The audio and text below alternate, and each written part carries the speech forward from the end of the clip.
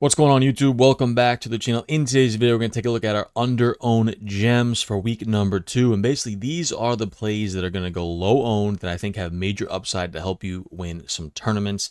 We have a couple at every position: quarterback, running back, receiver, and tight end. If you do enjoy this content, make sure you are subscribed. Please hit this video with a like and comment down below. Any questions you may have about this week's slate, let me know. You can check out the Patreon in the link in the description below. We'll have our top plays for week number 2 as well. So, start off with the quarterback position here. And my first guy that I want to mention, because I do think we'll see some ownership on Josh Allen and Lamar.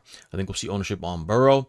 But it seems like we're not going to see much ownership on Jalen Hurts here on the road in Kansas City. I know it's a tough environment, but Jalen Hurts was phenomenal in week number 1. I mean, really, really good. We know the Chiefs struggled in week 1, giving up points to Justin Herbert. They gave up a massive game. One of Justin Herbert's best career games they gave up to him in week 1. So I think Jalen Hurts has that upside here. I know the environment's tough, but like I said, at 6,800, no one's going to play him.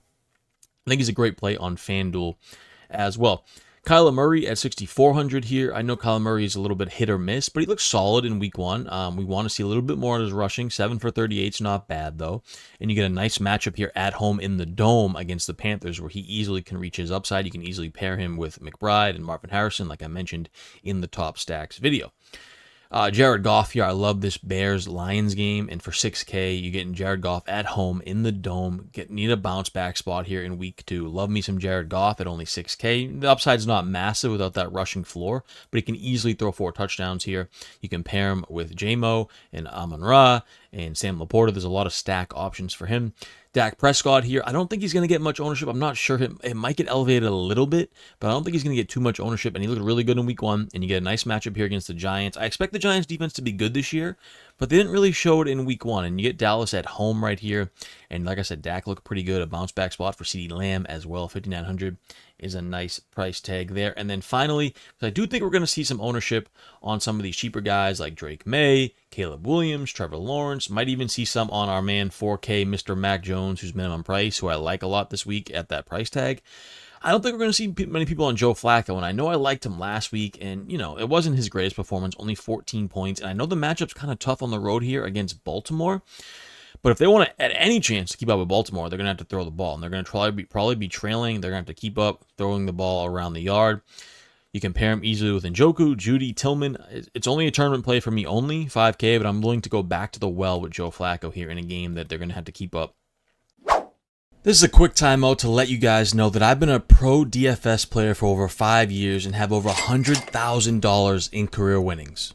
And now I'm giving away all my secrets, which you can check out at patreon.com/tdavisbrand. The link is also in the description below. It's going to give you a cheat sheet for every major slate of the NFL season. So Thursday Night Football, Sunday main slate, Sunday Night Football, Monday Night Football, all the major slates, whether it be Showdown or the regular classic slates, you'll have access to my cheat sheet, as well as access to my private Discord where you can ask me anything fantasy football related. And I also have a NFL DFS ebook, How to Win at Daily Fantasy Football. It goes over every strategy you would want to win some cold hard cash this upcoming NFL season. We talk about things like bankroll management, contest selection, how to win GPPs, cash games, etc. So you can check that out at my Patreon shop as well.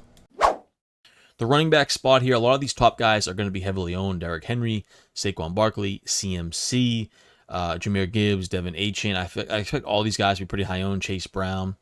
And then I think Kyron Williams is going to be popular. So I'm kind of looking in this mid-range of who's not going to be played, and James Cook stands out. Matchup is, I think, okay here on the road against the Jets.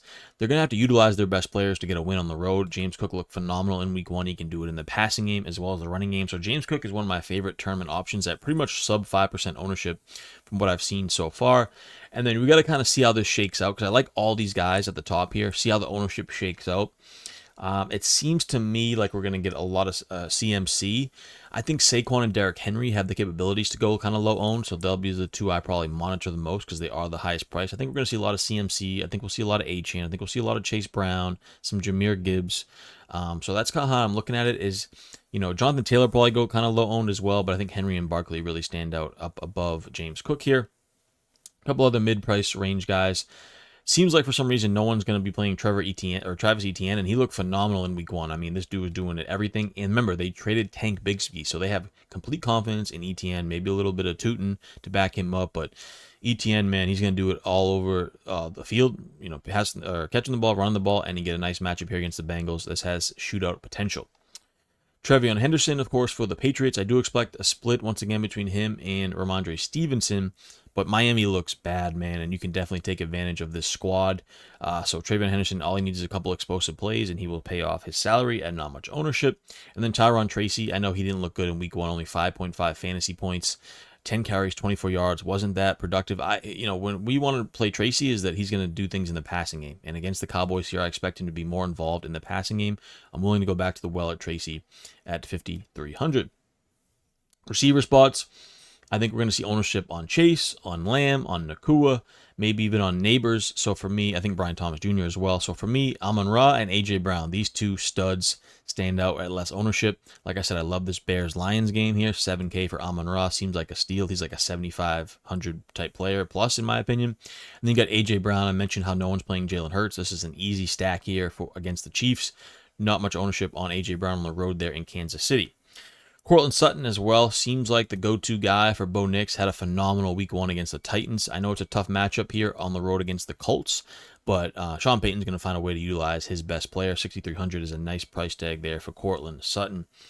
Marvin Harrison Jr. mentioned how Kyler, no one's playing him, and you can easily pair him with Marvin Harrison Jr. He looked really good in week 1. Seems like they have a great connection. You get a nice matchup against the Panthers. 5,800 seems like a steal for low ownership there for Marvin Harrison Jr. Speaking of A.J. Brown, we also have Devontae Smith here. I like this side of the game as well. You know, I probably only play one of them this week with Jalen Hurts. You could play both, I guess, because this game does have a little bit of shootout potential, in my opinion. 5,600, I don't think Devontae Smith will be this cheap all year long, so this is a time to buy low.